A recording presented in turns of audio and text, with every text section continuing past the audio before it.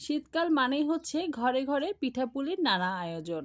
শীতকালে খেজুরের গুড়ের সাথে নানা রকম পিঠা কিন্তু একদম জমে ক্ষীর হয়ে যায়। আসসালামু আলাইকুম, সবাই কেমন আছেন? আশা করছি যে যেখানে আছেন ভালো আছেন এবং সুস্থ আছেন।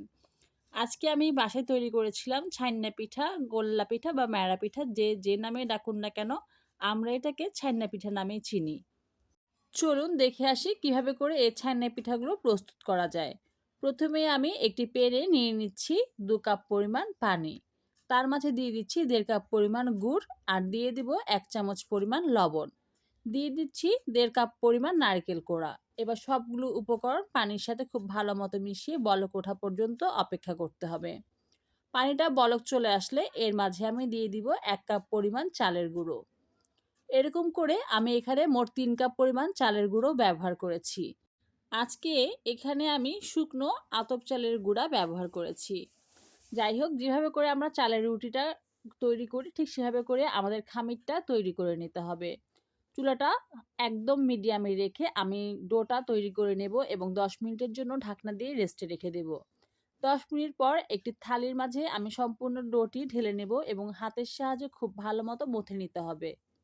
ডোটা মথার সময় যদি বেশি ড্রাই মনে হয় সেক্ষেত্রে হালকা একটু কুসুম গরম পানি নিয়ে আপনারা ডোটা পারফেক্ট শেপে নিয়ে আসতে পারেন। যাই হোক, আমার ডোটা কিন্তু অনেকক্ষণ ভালো মতো মলে নেওয়ার পর একটা পারফেক্ট শেপে চলে এসেছে। আমি সেখান থেকে একটু একটু ডো নিয়ে আমি আমার পিঠার আকারগুলো দিয়ে নিয়েছি।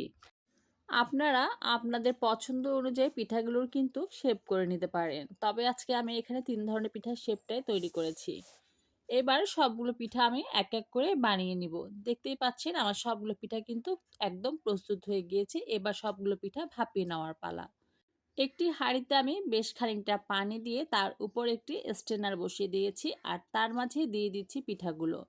তারপর একটি ঢাকনার সাহায্যে ঢেকে দিতে হবে আর 10 মিনিটের মতো অপেক্ষা করতে হবে।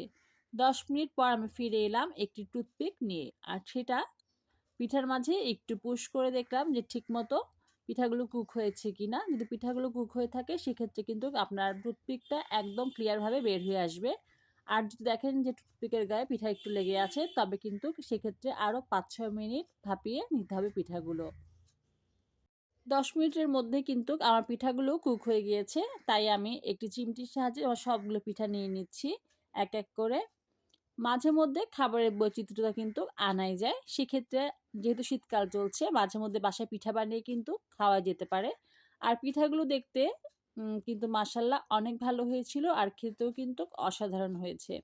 যারা এই পিঠাটা খেতে পছন্দ করেন তারা কিন্তু বাসায় অবশ্যই বানিয়ে খাবেন। আর সবার কেমন লাগলো ভিডিওটি অবশ্যই জানাবেন। ধন্যবাদ।